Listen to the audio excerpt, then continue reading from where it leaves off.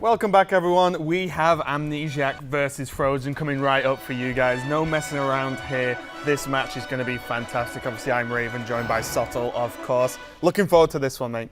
Cannot wait. Possibly the biggest game that we have in this top 8. It's a Swiss rematch. It's a match between two of North America's most high-profile players, and it's part of the big story that we've been telling you about the whole way through. This is Amnesiasc's personal need for redemption, his unfinished business that he feels he has with the World Championship of Hearthstone. Yeah, definitely excited to see what happens here, and also for Fr0zen as well on Luminosity, playing in cups like Trinity Series, for example. He's been doing great. He had a second place at DreamHack as well. So, he's definitely one to watch. It's not like he's any form of pushover. He is currently 0-1 down to Amnesiasc in this tournament so far in the previous Swiss portion, but this is fresh.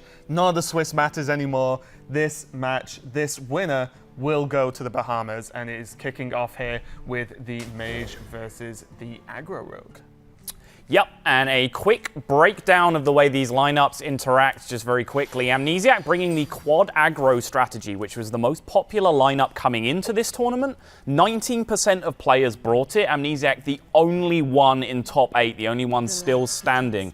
Fr0zen, on the other hand, second most popular strategy. 2 pirate decks, 2 Reno decks. Slight wrinkle because he's got some Murlocs in his pirate deck, but still, the most unique strategy. That's the core strategy, and 4 out of the top 8 have actually brought that kind of lineup. So Fr0zen's lineup proving to be the most successful through this tournament so far. Yeah, and also, there's an added layer of pressure for these guys because both of them are playing from the same venue in Fairfax, Virginia as well. So once this match is over, they could probably see each other basically straight away. So we might have to get some security on site just to make sure nothing crazy happens afterwards. But definitely adds a new layer, doesn't it, when your opponent's just sat probably a few feet away from you. Yeah, it makes me wonder how much eye contact they can potentially have with each other, because Amnesiasc has talked before about how he does try and use that if he can, try and use every tool available to him, and if he can put bad reads in his opponent's mind or try and distract them in any way, he will use that. But to the matchup now, fairly slow start, as most Reno Mage games will tend to have. Amnesiasc trying to get off to a flyer with the aggro rogue that we've seen being used to mixed success so far this tournament. Drawing patches, obviously less than ideal. You guys are sick of hearing that by now. You all know it. The card you do not want to draw, and Fr0zen has the perfect volcanic potion opening to this potential aggression from Amnesiasc. Yeah, this is how different this matchup is versus the Miracle Rogue, right? Volcanic potion actually kills a hell of a lot of minions that this deck even plays against, so this is very, very clean. And well, there's another volcanic potion as well. Not going to be too great since it does damage your own minions. It's going to be an odd happenstance if Amnesiasc actually manages to play that to effect in this game, so it's definitely a strange one. Tomb Pillager on 4 might be exactly what Amnesiasc needs, though, to try and recover that sort of, the slow stumbling beginnings there. Yep, Coin Burgley Bully being picked up here. Great answer to the Rogue. I'm just wondering, both players do seem very focused, just keeping an eye on it. Again, they are in the exact same location, so I wonder if there is any interaction we'll see between the two players as we see this develop. But Amnesiasc's record there, scraping through the Swiss on tiebreakers, keeping his dream alive by the narrowest of margins, 5-2, lost to Watt in that game that we saw on stream with the triple Reno lineup, and lost to Dr. Jikininki as well, another member of the top 8. That's the first time I've had to try that this weekend. You've been practicing that backstage, just so everyone's aware. That was not just off the cuff. But yeah, he's had it's a story of the whole Swiss, actually. Some insane matches from a mixture of players we're aware of and ones we're kind of discovering through this tournament. Kazakus off the top there for Fr0zen is definitely going to open up a lot of options. And I'm pretty sure in this matchup, you do not wait for the Brand Kazakus value here. Yeah, that seems like a plan that's going to get you murdered very, very soon. But Fr0zen just kind of lacking in some stability options here. Kazakus can help him pick up some much-needed armor potential, but he doesn't have the healing, he doesn't have the taunts, and of course he doesn't have the Reno Jackson available to him. All of the tools that he's going to need to stave off some of this consistent damage from Amnesiasc. But Amnesiasc, if he doesn't draw more gas here, his hand is starting to run a little bit dry. Squire not really what he's looking for, so we might see his last big minion push this turn, and then he's just trusting his deck. This is something Amnesiasc has talked about many, many times before as well, is you don't just play Hearthstone with the cards in your hand, you are playing with the 30 cards in your deck, and you have to plan for that accordingly. That's what this aggro rogue is all about. You set up positions potions with early board presence, you just trust that damage is going to come out of your deck after that. Yeah, you pretty much have to in a lot of situations, especially with an aggressive deck like this. But going back to Fr0zen's turn, I do actually like the play of just playing Bran Ooze. Obviously, he doesn't gain any extra value from the Ooze with the Bran, but it does put a lot of bodies on the board, and Aggro Rogue doesn't really run any form of AoE to deal with these minions. And when you're the aggressor and your opponent just has the board quite convincingly, it is very difficult to make the rest of the game work, especially as Rogue, which, you know, other than like some weird sort of Shadow Step combinations, doesn't have the raw power of Pirate Warrior, for example. The other thing this does is puts the big problem of the Bran on the board, and if Amnesiac chooses not to answer the Bran, which he's kind of within his rights to do as the aggressive deck, you're allowed to take that risk when you are pushing through aggression, then suddenly Fr0zen could go straight into the Kazakas and get that Bran Kazakas value we were talking about. And there wouldn't be value in terms of two big greedy potions. He could, for example, take a 1-mana potion to try and react immediately and then still keep another big potion for later on. Maybe even 2 1-mana potions for just, you know, the sort of quick returns there. But we've talked a lot about this Aggro Rogue, but we can, I think we have a few words from Amnesiac on what he thinks about the deck. I have a soft spot for Aggro Rogue. It was all just about efficient damage. It's really where I learned how to set up lethal over multiple turns, where I learned to just start counting my damage early, when to play for board, when it was important to draw. It taught me a lot of fundamentals. Yeah, that's pretty much what he's been doing, working out what kind of damage he can potentially get out there. And what we did see just during that piece was the Kazakas potion played, just to pop a shield and gain some armor at this point. Yep. The rest of his hand is just looking so expensive that, you know, even if he took that 1-mana potion and held onto it, he's got 3 7-mana cards that he'll be playing. So next turn, he's almost committed to playing a 7, which means that there'd be no room even to just work in a 1-mana potion. So just plays it immediately, even though it wasn't great value on the board, just to get that work done in terms of the healing, the gaining armor. Yeah, and, you know, speaking of 7 plays, oh, okay. Ooh, hi. Good timing. Why, hello there. Solia.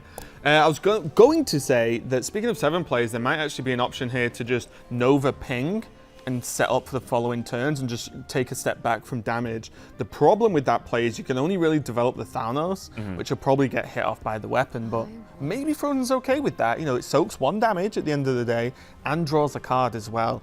Solia might change that a little bit, but if you use Solia and, you know, Flame Strike, the 1-1 still survives as well. So 1-1 doesn't sound too scary, but when there are potential Cold Bloods drawn, it can actually stack up to a lot of damage. The more I look at it, the Frost Nova Ping Blood Mage play actually looks quite viable, because there's not a single minion in Amnesiac's deck apart from the Divine Shields that would not die to a Flame Strike the next turn. So he can force himself to get additional value. In this case, of course, the Drake would come down. He's doing the same thing here with the Ink Master.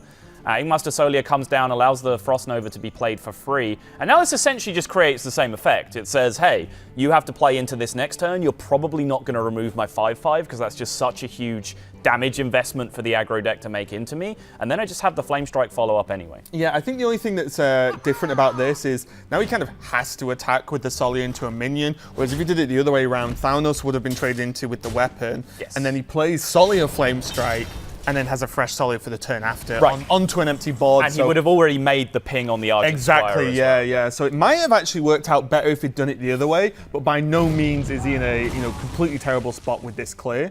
Just frustrating for him that I'm pretty sure he will want to trade into this 1-1 here. Yeah, I mean, hands empty, he knows, I'm sure Fr0zen will have kept track that that card in hand is a coin.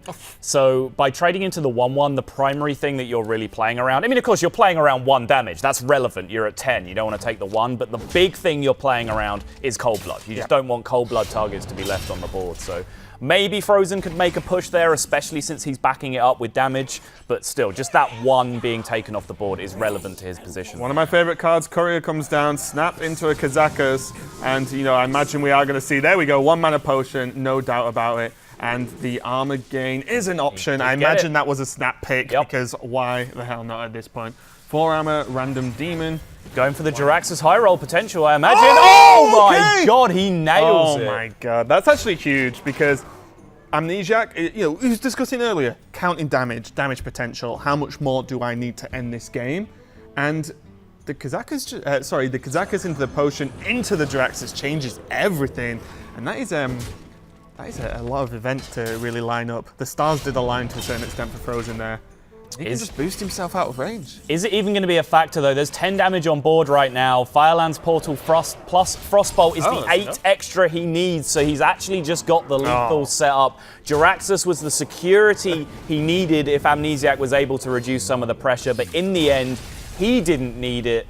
Fr0zen, very well played first game with a less than perfect draw with the Reno Mage. He got a great Volcanic Potion early on, but really did miss some of those power cards. But the second Kazakus off Cabal Courier definitely helps. Yeah, and as we said, although, we got very excited about the Jiraxxus pick up there because, if Fr0zen couldn't quite finish that game, which Reno Mage quite often doesn't just have the burst that early on demand, then, Jiraxxus actually would have changed everything. We could see that Amnesiac only had Leroy effectively for damage. The Shaku was obviously on board at that point, but when you need okay, it's how many weapon attacks do I need plus Leroy to kill him? And then Jiraxxus comes down, you're like, oh, well, great, Leroy's probably dead at this point, and now my opponent's back up to 15. So that pretty much secured the win almost for Fr0zen, but having the burst available is pretty nice. We actually have a live shot of where both players are competing from at Fairfax, Virginia. Can we scout these? I'm trying to spot them. How close to each other are they? I really want to know. Someone tell them to wave. looks like an awesome venue. Loads of players playing around. We just got word that they are actually separated. They're playing in different rooms from each other. So. Yeah. Amnesiac's scare tactics won't work at this time. There you go. Yeah, but it does look like a cool event. Actually, plenty of people there as well to hang out with afterwards beforehand. So it was kind of cool. But this series off to a great start. To be honest, the Volk potion was huge, but also combined with the fact that Amnesiac kind of had just a bit of a stuttering start, didn't get off quite as quick as he would want to. Yeah, and I want to talk again a little bit about Amnesiac's lineup because surprising, after the lineup did so well, it was actually a small percentage who brought it to Europe last week, and then a disproportionate amount actually started to get high in the Swiss and move through, so the lineup was overperforming. Now it's the most popular lineup, and there's only one player that's made it through to the top 8, so you can argue that it's underperforming. And we haven't seen the whole story because we don't see every game, but from the games that we've seen, it's been the aggro rogue that's potentially been struggling a little bit in some of the matchups. Yeah, I think it's always dangerous when a deck is so new to play it into a tournament this soon that where it's not as if you can get if the deck wins once or twice, that gets me through a few rounds. It's like, well, no, this is Swiss, you need to get through 7. The deck needs to consistently perform, and I have no doubt these guys have practiced it quite a lot, but it is still definitely not a tried and tested deck quite yet. But we are going to be moving on to game 2, of course. Amnesiac locking in that rogue again that we've been talking about so much, and Fr0zen now flicking over to his other Reno deck, which is the Reno Lock. And Fr0zen just seems to have a special connection with Kazakus at this point. It's coming to him in every form that he can have it. Opening hand for the Mage, opening hand for the Warlock, bonus Kazakus off the Cabal Courier. He'll be in great shape if he keeps this up. Yeah, I mean, we saw last time the power of one Volcanic Potion, and you can do similar things with Kazakus, right? It's just a little bit later on. So one sweep, and often the Rogue is in a bit of a rough position as long as Fr0zen isn't too low on health. So far, though, he's got a lot of answers, actually, so Fr0zen's probably feeling pretty good. Now just looking for that Reno as the emergency button. Yeah, Amnesiac's hand looking very, very solid as well, though, for this matchup. He's got the kind of chunky mid-game that you want. The big mid-game minions is one of the big things that our Reno Lock struggles to answer effectively. Turns 4 through 6 are kind of awkward in terms of... It can normally answer 1, right? And exactly. And just the fact that it's double Pillager while he also has the Edwin in hand, of course, gives him potential for a big explosive turn with that Edwin Van Cleef later on. And you see Fr0zen's record as well. Also 5-2. That loss to Amnesiac earlier that we talked about, also losing to Tare, who is another player in this top 8. So many players in this top 8 have interacted with each other previously throughout the Swiss. Yeah, and also the strength of Amnesiac's performance, even though Fr0zen lost, would have helped Fr0zen in terms of tiebreakers. Exactly. So that's a kind of interesting interaction to see. The Doomsayer does go off, and it was pretty important, I feel, that he got that Doomsayer off and it wasn't answered too easily. But something that me and you discussed yesterday was the importance of a lack of sap in this rogue deck. Means that you can't make those actually just back away for a turn and then let me do more things play. But there goes the Kazakus for a 5 mana. Yeah, it was a great play from Fr0zen. Generally, this is the turn where you want to drop Doomsayer against Rogue. Normally, it's because of the threat of Sap that you want to do it early, where Sap doesn't become too punishing for you, but going into their turn 4, you block the Pillager turn. That's a big deal, and then from the other side, with the free tempo that Fr0zen got from the Doomsayer going off, he was able to land that Kazakus for free, essentially, on an empty board. Now, the Reno pickup. Fr0zen is looking like a real potential reversal of fortunes from the past series against Amnesiasc. This looks incredible for Fr0zen right now. Look at the hand from left to right. We see Coil, Power Overwhelming's nice, but Demon Wrath, Shadow Bolt, Abyssal Enforcer for a little bit later on. All answers. And then there's the recovery phase, or recovery section of the hand, with Ring Farseer, Bran, the Potion, and now Reno. It's pretty much going to line up where I'll deal with all your stuff, and then I will just not die, and you'll run out of stuff yourself. So Fr0zen's put himself in a very good spot. This hand is absolutely amazing, and I feel the onus is on Amnesiasc now to make something big happen. It absolutely is, and it's a patches draw again from Amnesiasc, but Fr0zen just decided that in light of just nothing really to do this turn, he might as well just take that stabilization now with the Bran and the Ring Farseer. It gets him a little bit on board, so he can potentially take a couple of trades into minions over the next 2 turns, set up that Abyssal Enforcer. That's a big deal. Some people might be looking at this as well, saying, okay, well, why is he wasting healing now? Like, he has Reno in hand. But the longer he can go without being forced to play Reno is actually just to his benefit. So he's just getting these minions down on board, generating some stats, hoping that he can use this to compete over the next couple of turns. But he's going to have to compete with a much larger minion than he might have been expecting. Yeah, there's a lot of intricacies to playing the Reno lock deck, and it's one Fr0zen is a huge fan of. We actually have some words from him about the Reno list and Reno lock specifically. Well, right now, my favorite deck is Reno Lock because how smooth I feel like it plays in terms of being able to beat both aggressive and control decks. Yeah, flexibility is definitely something that a lot of players value in terms of decks, and we did just see there the Potion get dropped now, so it's cleared it off, and developed the Demon, which can help challenge the Van Cleef here, just to try and bounce back this Van Cleef and then carry on with the sort of dominant hand that Fr0zen's got at the moment. Yeah, it's a fine line between flexibility and inconsistency when it comes to Reno decks, because as Fr0zen said, yeah, you can beat aggro and control, that's great, but sometimes you do just hit the wrong half of your deck that you want for the other matchup, and that's where you can run into problems. But Fr0zen, very accomplished player of these control Reno decks, and he's able to find his way out of situations where he does get the wrong part of his deck. Like we saw in the previous game, he had a handful of 7 drops up against an aggro deck, was able to fight his way out of it. Yeah, and we see again the flexibility, or as you said, inconsistency of the deck can actually work in your favor if the stars do align. And Fr0zen now starting to pile through all the answer cards he had on the left side of his hand. And now he's pretty safe, because any damage he takes at this point, he is almost certain will not kill him.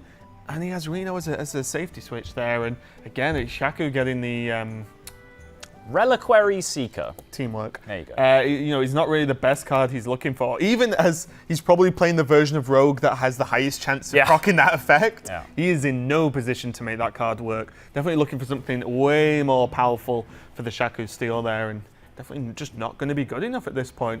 Fr0zen even has the healing from the Mistress mixers, so he's just ultra safe at this point. And from Amnesiasc's perspective, that's the big problem. Our caster vision knows what the real big problem is, which is that annoying little explorer in the bottom right of Fr0zen's hand. But from Amnesiasc's perspective, he could look at this and say, okay, 13, I have Leroy in my hand, I have SI7 in my hand, that takes him down to 11, start poking away with the dagger, he's down to 10, he's down to 9 when I get the second swing in, then just Leroy plus 1 more source of damage will end the game. But Amnesiasc has the information that Mistress is there, which immediately ruins that equation. It means 1 more source of damage will not be enough after this turn to end the game. But now Amnesiasc is going to learn what the rest of us have known for a while, which is that Reno Jackson is in hand, and now life has just got much, much more difficult for the young Savage. And just a small nod to a play earlier, Amnesiasc used the SI7 agent to go face, And you might think, oh, well, there's Mistress of Mixtures there. Why wouldn't you use the 2 damage on that minion? But it's because you always know Fr0zen is going to make that trade for you. So there's no point really dropping the damage in there. You could have used it to like guard the minion's health a little bit. But I think at that point, Amnesiasc just wanted to push as hard as possible. Yeah, I think so too. He just decided he probably wasn't going to beat the Reno. No point in playing around it. Just make the push where he can. And that is a big whiff turn from Amnesiasc. I mean, if you're digging really, really deep for the silver lining here, then he has Leroy Shadowflame in hand. So even after he loses the board, he's got a nice board clear effect. But he is not playing a deck that gives the slightest damn about clearing the opponent's board. That's just not going to help him set up a win condition. Yeah, and the problem is we keep seeing turn after turn, Fr0zen has been able to just almost spam life tap just every single time. If Fr0zen was at a point where he had 2 to 3 cards, Amnesiasc might be like, oh sure, I can clear the board, and then maybe my draws are just better than his, and I can push out the damage. But Fr0zen's still got a full board here, and rocking 6 cards, 7 on his draw as well. So he's, Amnesiasc knows he's got a lot of tools still available to him.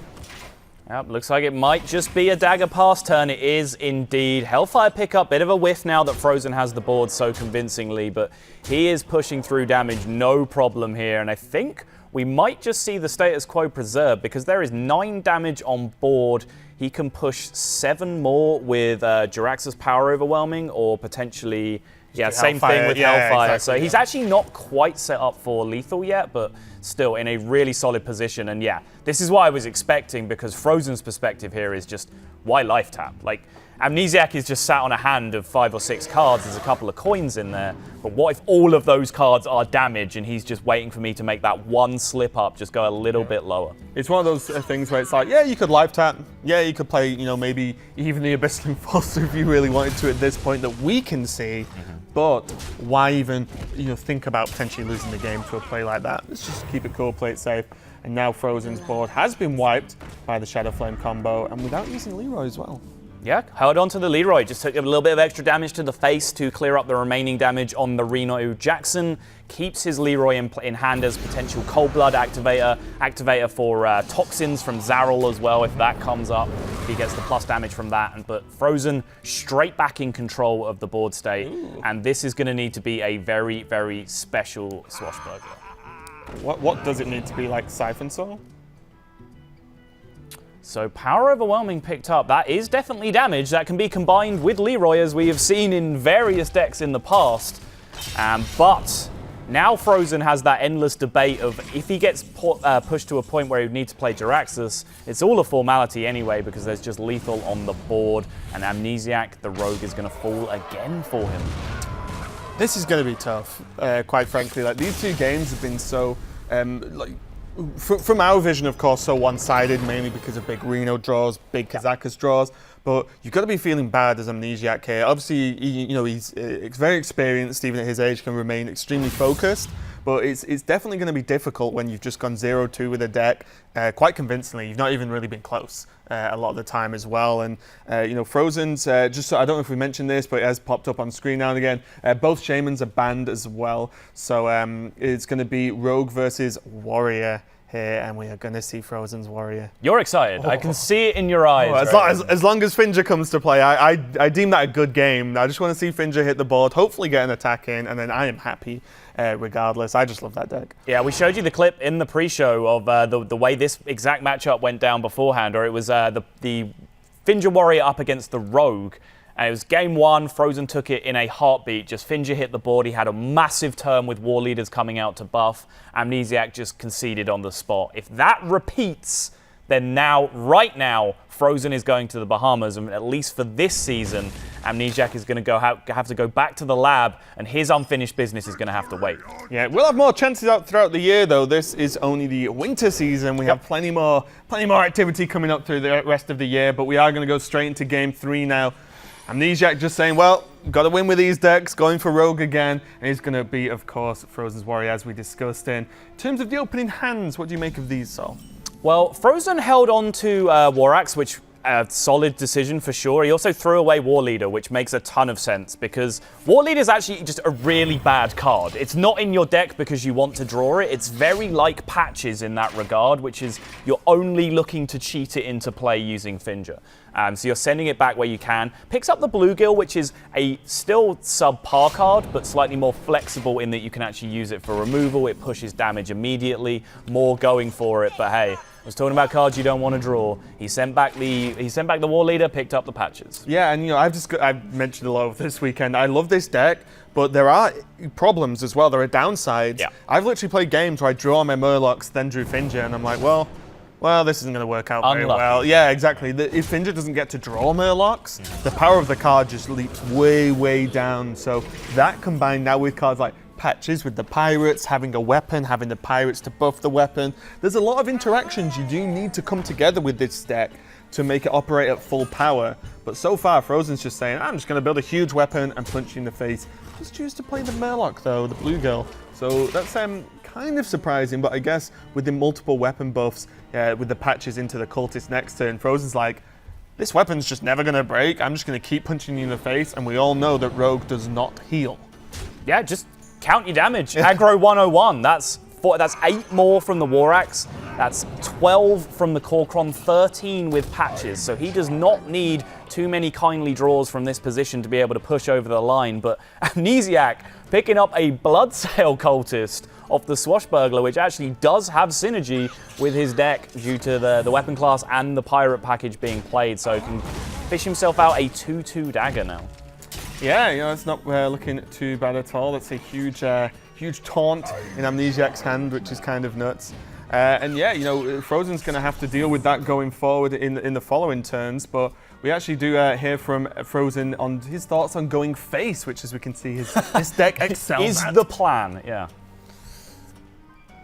I think my biggest weakness is knowing how or when to go face and when to not go face with aggressive decks.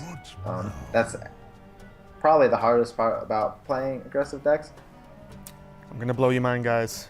Sometimes you don't go face. It's almost like he knew, because that dilemma right now is exactly what we're staring at. This is a tough decision. Again, count your damage. 15 from that Fiery War Axe. 1 being pushed from the Patches. That's 16. The Kor'kron in hand will represent lethal. The problem now is that takes this turn and then 2 more turns to materialize. So if you do not trade, you are playing against another very aggressive deck. Do they have a faster clock than that on you coming back the other way? Fr0zen decides to bail out here, at least with the Patches. And last minute decision. Last minute decision. A man that struggles to know whether to go face or trade. You saw it right there. Yeah, and do not get us wrong. We can speak with knowledge of hands, knowledge of everything that's been going on, but that is a very, very difficult decision to make when you're the one on one side of this board. And Cursed Blade is probably not exactly what Amnesiasc wants in this scenario. I feel like his rogue pirates and his cards that generate cards in general have not really been serving him too well in this series overall. Hey, that Bloodsail Cultist was pretty sick. Let's be Sure. What he should have done is held on to the Bloodsail Cultist. Oh, so for the Cursed Blade. Extra Cursed Blade value later on. That For was Fr0zen. clearly the play. Yeah. And now this card we failed to mention just yet. There's the 0/7 Taunt potentially coming down here, which adds another layer of complexity to this situation for Fr0zen, because that will be a card that he is in no way accounting for with the face decision. Yeah, and the key about this card, it does 0 attack, and there's Fr0zen's response, not too happy. And the key is, one, obviously the huge health and the taunt, but also it's only 2 mana. Yeah. Like, you can whip that into a turn. If that card was one of the bigger taunt minions, well, that's your whole turn, right, to drop it. So Fr0zen has kind of, some time to really effectively deal with it, whilst Amnesiasc isn't developing the rest of his board. But he actually got away with a pretty strong turn there, and this game might have just flipped on its head with these this kind of pull. Yeah. Public Defender. I actually completely blanked on the name of it when I saw it appear in Awesome hand, card. The more you know. 0/7 Taunt for 2 mana comes down, and Fr0zen just looks like he's going to go through it hard way, potentially just using the 2 weapon attacks to make the push. Kor'kron in hand is looking a little bit miserable, like it's not going to get to connect to the face this game. And Amnesiac, yet again, just going for more warrior cards. I kind of love... Oh, Mortal Strike is a good one. But I just love the way previously Amnesiac, every time a card is drawn, you just see a hover. Like, let me just double check what that card does. Right. Amnesiac is, he's talked before about the need to learn smart or to practice smart. He doesn't just grind out hours and hours mindlessly. He focuses, he uses his time efficiently. So there's actually a lot of information about Hearthstone that just kind of isn't, it just never became relevant to him. He doesn't have the encyclopedic knowledge of every card that you see in Arena and all this stuff that other players would. He just knows what he needs to know to get the job done. That's how his practice regime works. Wow, that pickup. That was pretty good. Deckhand helping get through this taunt, which is pretty key. You mentioned the turn before.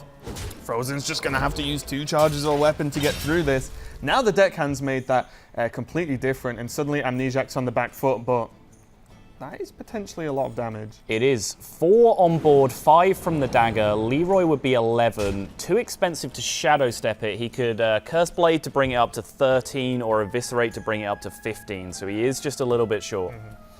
Yeah, but can definitely plan, you know, as we've mentioned earlier, how many turns, right? It's all about, well, I do this turn, do this damage next turn, I win. And it's all about working out how much you can take versus how much time you have to kill your opponent. And, you know, this is definitely scary for Amnesiac because there are, I think there are a couple of draws in the deck that could help Fr0zen out here, but Amnesiac being on 5 is actually a big difference here.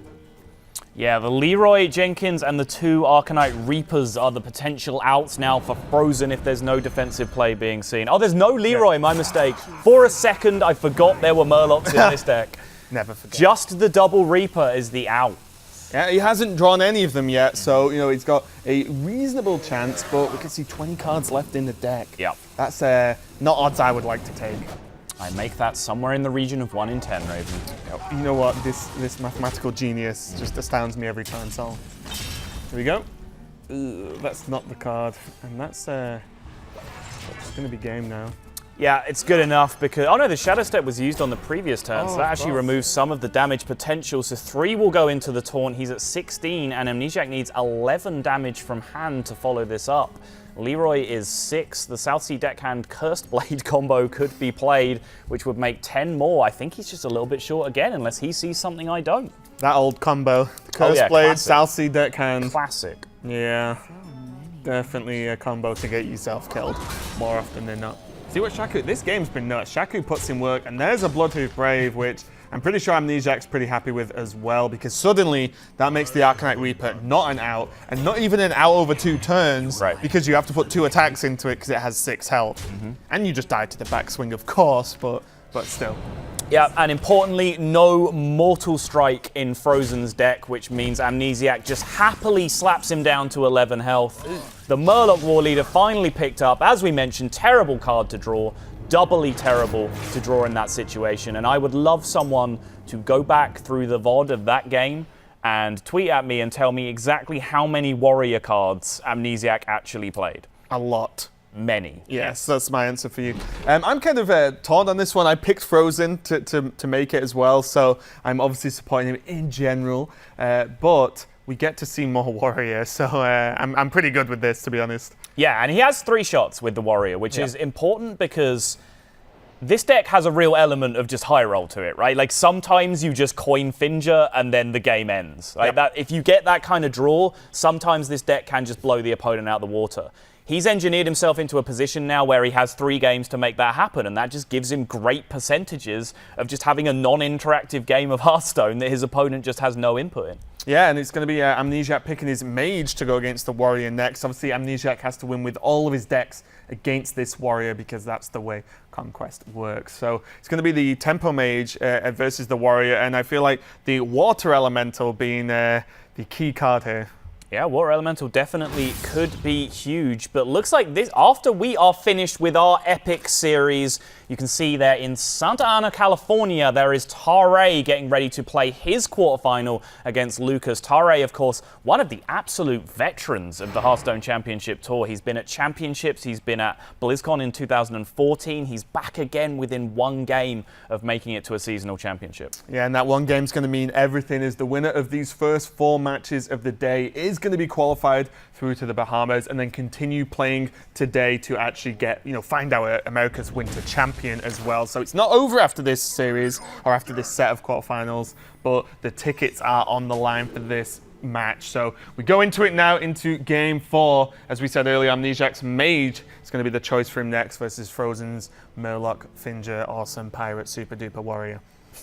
I think Super adjective modifier warrior. Yeah, Let's I think go. that's the name we're going for.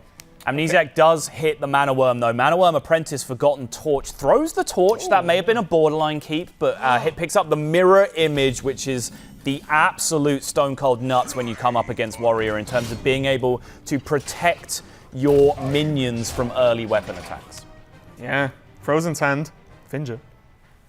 This could change everything, honestly. So the way this could happen here is Amnesiasc does have a great start, and a lot of the time, Tempo Mage does snowball, right? It's the power of the deck is the fact that there's one turn that goes off, and you have to sort of engineer that turn if possible, and then you just snowball the power going forward, especially with cards like we can see Violence Portal there in the end is great for that kind of work. But Fr0zen has, depending on the next few turns of draws, of course, he could still draw some of the Murlocs and make Finger pretty terrible, actually. But if that doesn't happen, playing Finger on turn 5, then having the trade combined with a War Leader from hand is one of the most powerful combinations you can do. And that single turn could be the snowball turn for Fr0zen. Could very well be. Amnesiasc will be thinking about that possibility as well. And him playing Tempo Mage, there are some ways he can potentially interact and shut that down. If he can, going into Fr0zen's turn 5, get a Flame Waker down on the board and say, sorry, if you play Finger into this, I have a great shot at just being able to remove this with random missiles. Arcane missiles as well can help you out in doing that kind of thing.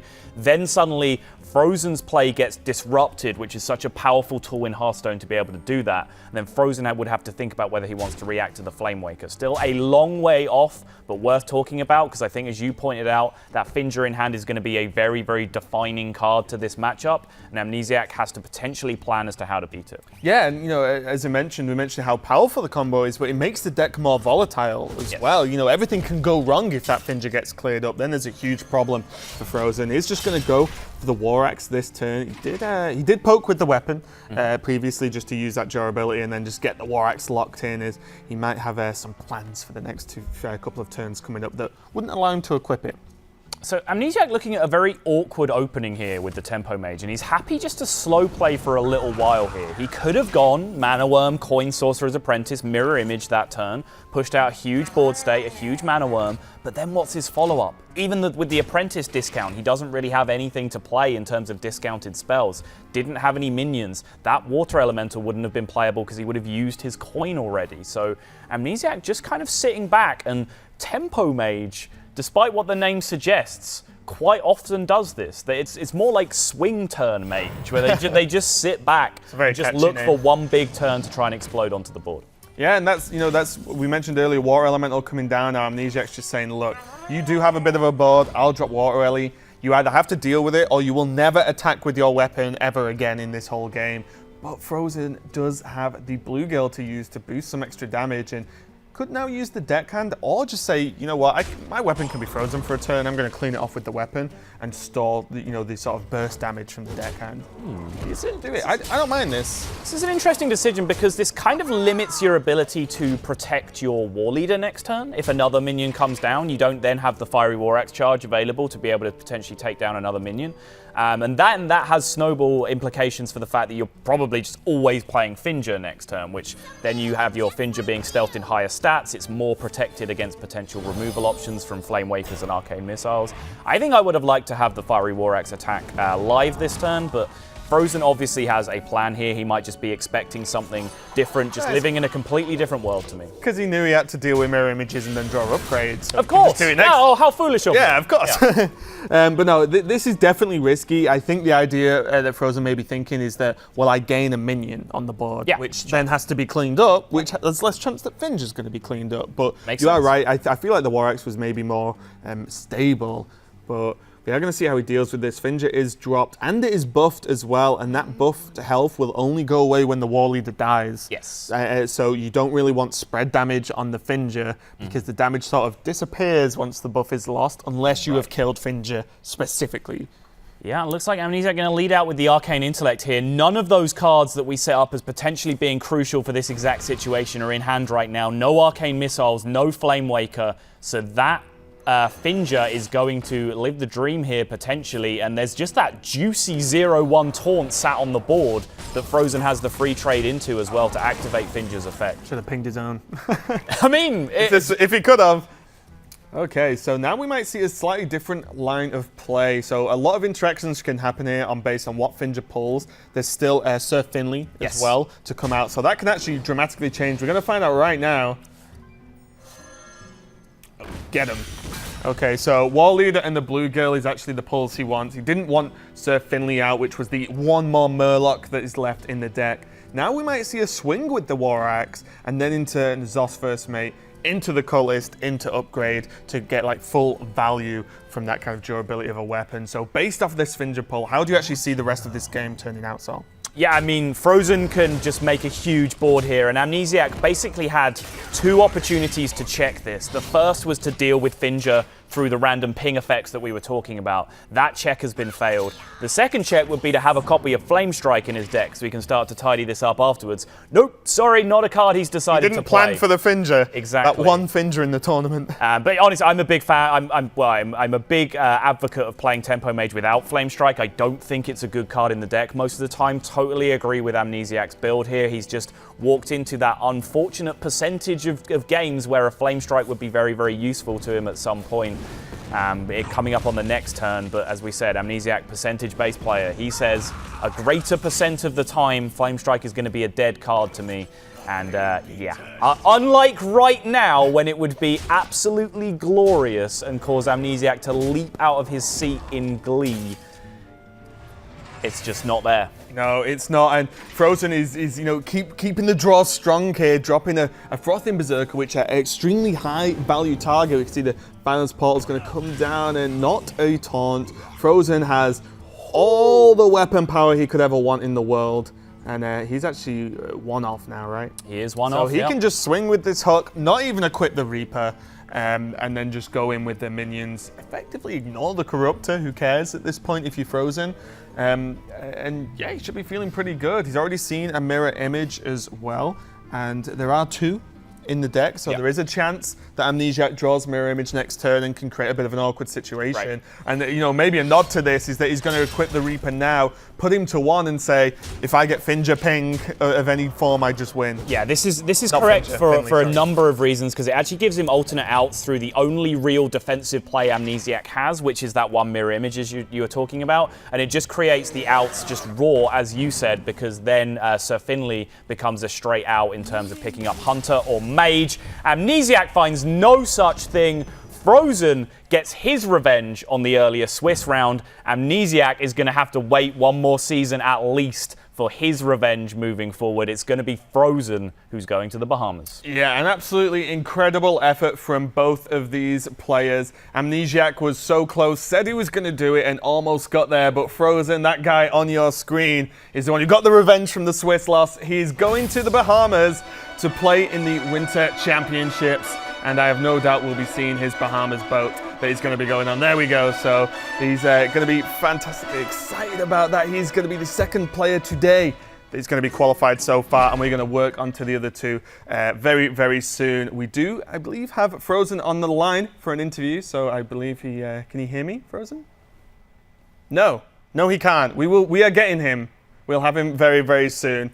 So, you know, Amnesiasc isn't going to be able to face Pavel here in the championships like he wanted. He almost did it, and if he did it, my mind would have been blown. It's not often someone rocks up and says, hey, I'm going to just play through this, I'm going to qualify, I'm going to get to championships. It's just going to happen, guys. He was 1 match off, and it was a relatively close match as well. He'd already had like 1 series up on Fr0zen in the Swiss stage, but coming so close.